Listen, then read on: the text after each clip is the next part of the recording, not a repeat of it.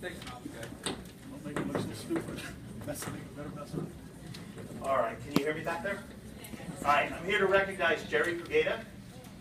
Gerry, right here, buddy. Gerry.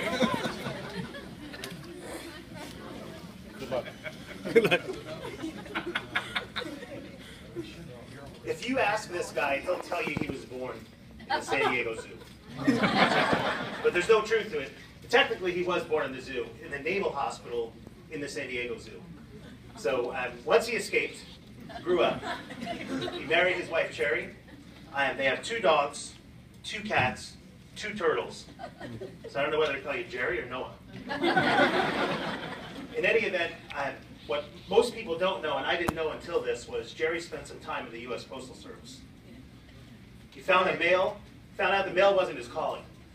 So trying to figure out what he was going to do, he met a lady at Hoag Hospital named Miriam McBride, and she directed him to the Trident ROP program. Gerry ultimately completed the program, spent a very short stint at Southline Ambulance, and then joined CARE in 1987.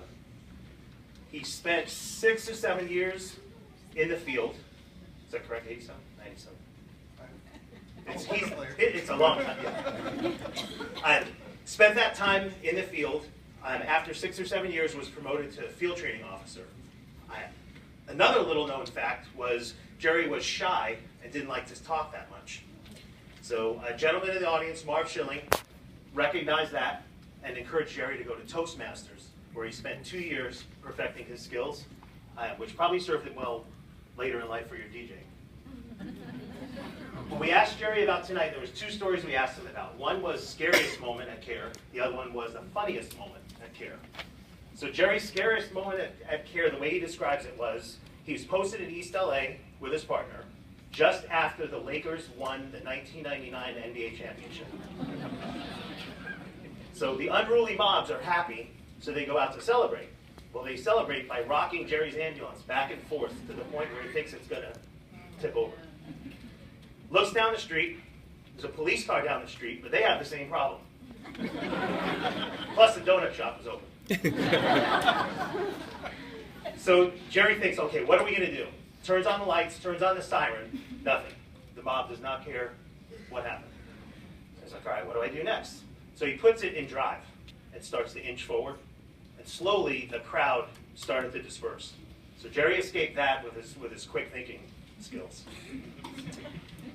On his funniest moment side, involves him and his partner becoming first on scene with a call with a naked man. The naked man is full of blood, lacerations all over his body. They can't figure out just what happened. So as it turns out, the patient is hypoglycemic, started to have an attack, and decided I better get in the house and get some food before I pass out. Unfortunately, he passed through a glass sliding door. So the way Gerry describes it, it was something out of the movie Carrie, with the blood all over the place. Ultimately, the patient came around. They shared the nickname of Carrie with the patient, and he was lighthearted enough to at least smile about what had happened.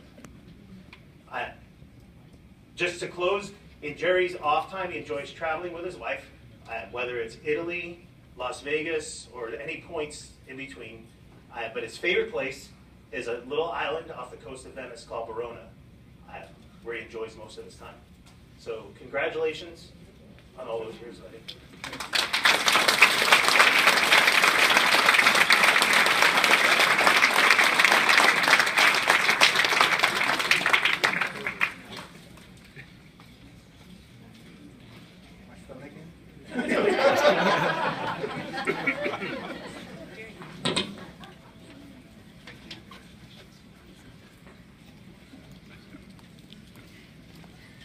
Grants.